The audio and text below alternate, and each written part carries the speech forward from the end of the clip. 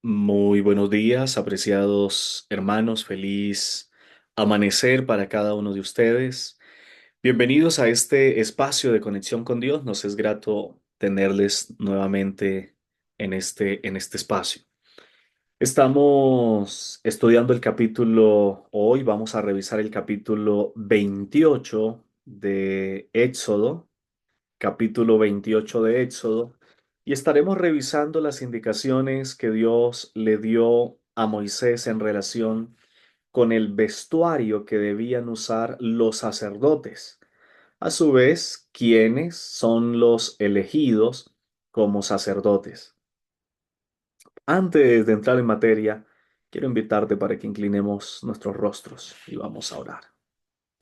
Nuestro Dios y Padre, gracias por un nuevo día y por la oportunidad de acercarnos a ti, de estudiar tu palabra.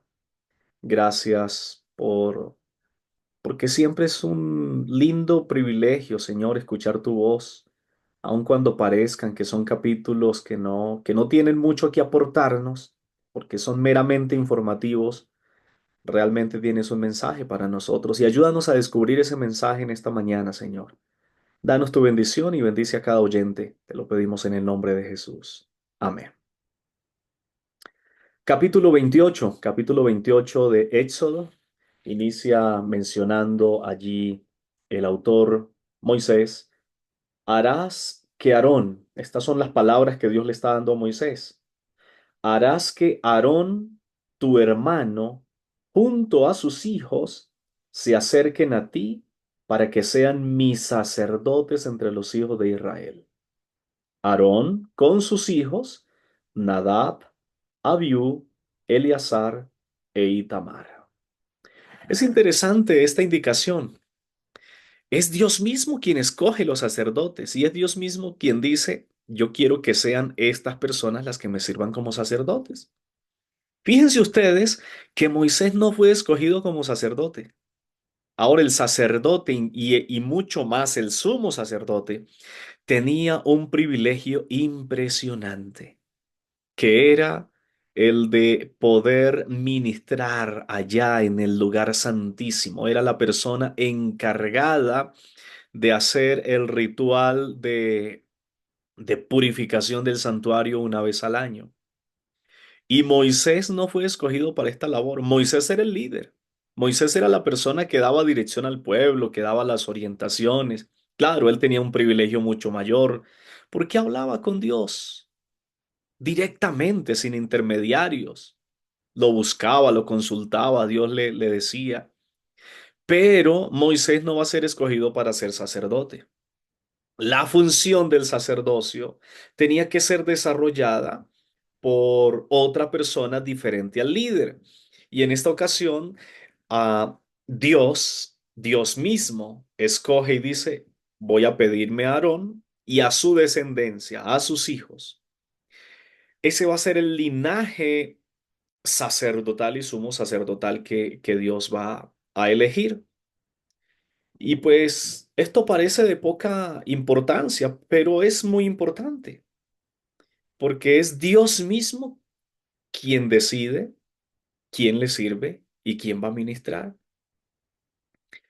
Muchas personas a veces quieren usurpar o quieren hacer la labor de ministrar las cosas, ya sean en relación con los rituales, es decir, con la ceremonia, mejor, suena mejor, con la ceremonia de la iglesia. Y dice, pero ¿por qué yo no puedo hacerlo? Es que yo lo sé hacer, yo también tengo la capacidad de hacerlo, tengo el conocimiento. Pero apreciado amigo y apreciado líder, no es quien sabe hacerlo, no es quien puede hacerlo, no es quien tiene la capacidad de hacerlo, es a quien Dios llama y a quien Dios escoge para que lo haga. En esta iglesia también Dios ha escogido a hombres y mujeres para que ministren en relación con las ceremonias y son los ancianos de iglesia. Dios ha colocado a los pastores y a los ancianos de iglesia para que sean las personas que ministren en las ceremonias de la iglesia. Y Dios los ha llamado. Yo estoy seguro que Dios les ha hecho el llamamiento por medio de su iglesia. No es la persona quien dice, yo me autoproclamo anciano y yo voy a ser anciano. Es posible que en algunos lugares pueda suceder. Probablemente en muchas partes alguna persona haya hecho todo lo posible para que lo nombraran anciano porque él quería ser anciano. En ese caso no es Dios quien lo ha llamado. Tal vez Dios se lo ha permitido, pero cuando Dios llama, la persona no está buscando ser el líder, ser el anciano, ni siquiera ser el pastor. Creo que la mayoría de pastores no hemos llegado a ser pastores porque querramos, sino porque Dios nos ha llamado. Por lo menos ese es mi caso. Yo debería estar en otro escenario diferente a este, porque era mi plan, mi propósito, pero Dios quiso que fuera su pastor, que fuera un pastor. Y es importante entender esto. Y sé que como mi historia hay muchas historias de pastores, de ancianos, que sin quererlo, que sin buscarlo, fueron llamados por Dios para ejercer el ministerio. Dios mismo es quien llama. Si tú eres un líder en formación, si tú eres un miembro de iglesia, si tú eres una persona incluso que no haces parte de la iglesia, quiero que entiendas que tú no necesitas buscar el llamado. Tú no necesitas pedirle a Dios, oh Señor, yo quiero ser un pastor, yo quiero ser un anciano, yo quiero ser un líder. Porque si Dios te tiene para ser líder, Él te va a llamar por medio de su iglesia, por medio de los canales, de los instrumentos adecuados. Dios te va a llamar. No busques el llamado. Dios es quien te busca a ti. Dios fue quien llamó. En este caso le dice a Moisés, al sacerdocio están invitados Aarón y sus hijos. Oh, no, eso era rosca porque eran los hermanos de Moisés, porque eran... No, queridos, Dios así lo estableció, así Él lo quiso. Existían posiblemente otras personas más capacitadas, más preparadas, pero Dios dijo, es Aarón y sus hijos los que van a ministrar en el santuario como sacerdotes. Ahora, la segunda parte de este capítulo tiene que ver desde el versículo 2 hasta el versículo 43, desde el 2 hasta el 43, y tiene que ver con las vestiduras. Y es la manera como tenían que hacerse en las vestiduras. Pero yo quiero resaltar algo muy importante del versículo 2. Dice, harás vestiduras sagradas a Aarón, tu hermano, que le den honra y hermosura. Y luego va a repetir lo mismo cuando se hable de las vestiduras de los hijos de Aarón. Justamente dice que también deben cumplir con este aspecto de honra y de hermosura. ¿Por qué me es importante este capítulo? Dios espera que quienes ministramos delante del Señor, que quienes ministramos alguna de las ceremonias, quienes ministramos la palabra del Señor, quienes ministramos algún aspecto en su obra, podamos presentarnos ante Dios también con estas dos características, honra y hermosura. Nosotros no podemos estar descuidadamente ante el Señor. Y es un llamado no solamente para los ancianos de iglesia, sino aún para mí mismo y para todos mis colegas. Cada vez que nos presentemos ante el Señor, cada vez que ministremos ante Dios, nuestras vestiduras deben cumplir con estos dos requisitos, honra y hermosura. Saben ustedes, la honra tiene que ver justamente con inspirar ese respeto, con que sea algo honorable, algo digno, algo que infunde realmente admiración y respeto. Y la hermosura, pues que sea algo lindo, que sea algo precioso, algo hermoso realmente. Las vestiduras de quienes ministramos ante el Señor, en la medida de nuestras posibilidades, por supuesto, y sin desconocer contextos, porque no quiero ser aquí farisaico ni nada por el estilo, sin desconocer ciertos contextos, sin desconocer ciertas situaciones, ciertas atenuantes que pueden aparecer o variantes que pueden darse, sin desconocer ello, debe cumplir con honra y hermosura. Dos características deben tener las vestiduras de los sacerdotes o en nuestro tiempo de quienes ministramos ante el Señor. Vuelvo a hacer énfasis, honra y hermosura. Entonces, cada vez que voy a presentarme ante el Señor, cada vez que voy a ministrar las cosas de su iglesia, de nuestro Dios, yo debo preguntarme, ¿este vestido, esta ropa que voy a usar hoy día, cumple con estos dos requisitos? Honra y hermosura. Si no es hermosa, entonces mejor no. Si no da honra, mejor no. La puedo usar en cualquier otro lugar, en un cumpleaños, en una fiesta, en una salida, en cualquier otro eh, escenario. Eso no habría ningún problema. Pero si voy a presentarme ante el Señor, debo ir con honra y con hermosura. Ahora, este es un principio no solamente para los sacerdotes o los que ministramos ante el Señor. Creo que podría ser aplicado en todos aquellos que vamos a presentarnos ante el Señor sábado tras sábado. De ahí en adelante, el Señor empieza a dar una serie de instrucciones a Moisés en cómo deben ser los utensilios, o mejor, los elementos que conlleva el vestido de los sacerdotes. Y yo quiero mostrarles aquí, si la pantalla me permite, yo quiero mostrarles a ustedes cómo debería ser justamente el vestido del sacerdote.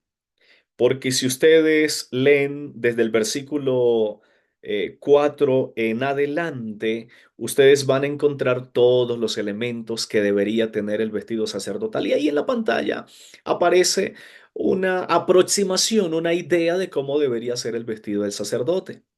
Este vestido debía justamente tener una mitra, debería tener un pectoral, debería tener un efod, los cinturones, los mantos con sus orlas y campanillas, la túnica de lino fino, que era justamente la primera que vestía el sacerdote, luego se colocaba allí el manto, encima del manto estaba el efod, encima del efod estaba el pectoral, que esto lo usaba era el sumo sacerdote. Eh, Ahí estaba la mitra justamente en su cabeza. En esa mitra había una inscripción Santidad a Jehová, que justamente iba delante, aquí en la frente. Sobre los hombros habían unas piedras de ónice y en cada una de esas piedras deberían estar escritos los nombres de las tribus de Israel, 6 nombres a cada lado.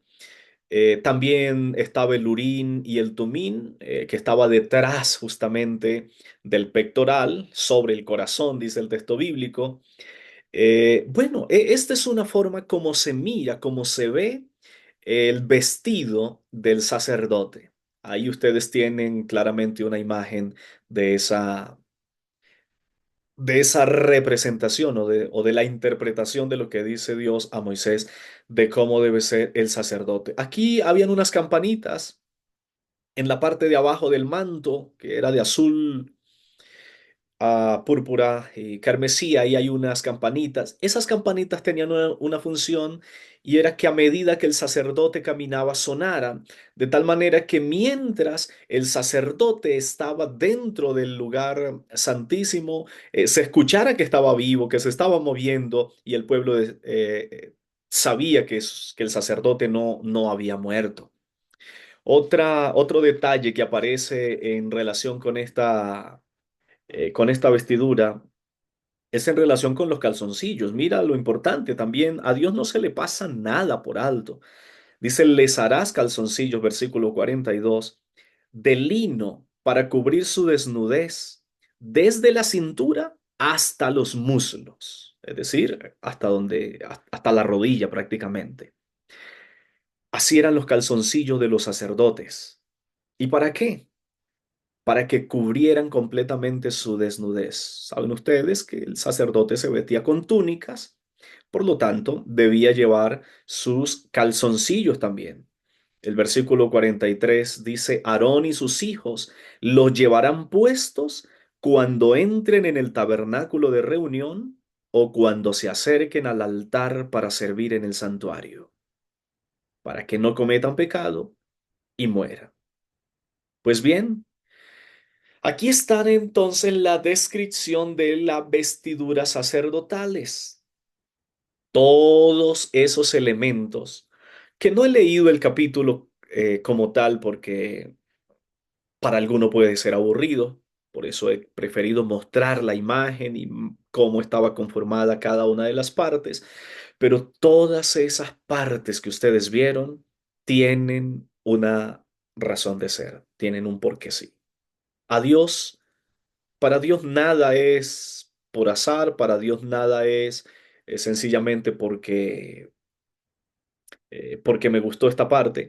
Cada cosa tenía un significado, cada color tenía un significado, cada elemento tenía una función, cada aspecto tenía allí justamente un componente espiritual. Es interesante ver cómo Dios se toma el tiempo de detallar y de decir esto es por aquello, esto hágalo de esta manera, por esta razón, porque con la vestidura del sacerdote también se transmitía un mensaje y se inspiraba, por supuesto, una reverencia, un respeto. Cuando el sacerdote vestía esa vestidura, eh, estaba de alguna forma recibiendo también una investidura solemne, santidad a Jehová en su frente, las piedras sobre su pecho que iban allí en el pectoral del sumo sacerdote, llevar los nombres de las 12 tribus sobre sus hombros. Eso tiene un significado, por supuesto, también el color de las vestiduras. Cada una de esas cosas era, por supuesto, una representación, lo que implicaba que el sacerdote, al vestir esas vestiduras, iba representando una cantidad de elementos, iba representando a su pueblo, también iba representando a Dios, representaba a Dios frente al pueblo y representaba al pueblo frente a Dios. Era realmente algo sumamente especial, sagrado. Y por supuesto que la función que cumplía el sacerdote, que vamos a verla posteriormente en los capítulos venideros, era tremendamente importante.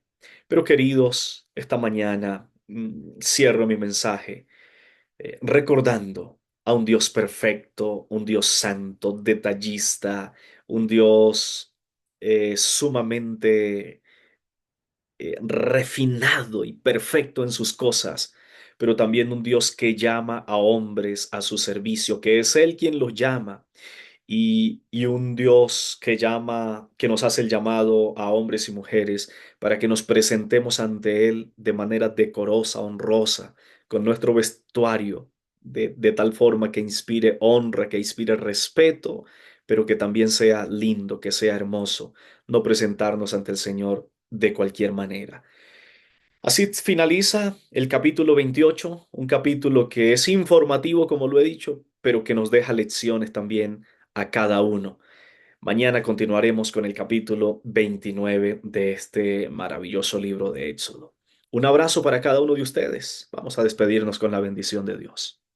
Padre, gracias por regalarnos un día más y gracias por darnos la oportunidad de escudriñar tu palabra, pues en ella encontramos la perfección de Dios y encontramos también el deseo de Dios para con su pueblo, para con sus hijos. Ayúdanos, Señor, a siempre presentarnos ante ti de la mejor manera, pues ahora, conforme a tu palabra, nosotros hemos hemos sido constituidos un reino de sacerdotes. Por eso cada uno de nosotros podemos presentarnos de manera individual, ya sin intermediario humano ante ti. Y por tal razón permítenos presentarnos en tu presencia, en tu santuario, en tu iglesia, siempre con honra y con hermosura. Gracias, Señor, por escucharnos. Danos tu bendición. Oramos en el nombre de Jesús. Amén. Un abrazo, apreciados amigos. Un feliz día. Bendiciones del cielo para cada uno de ustedes.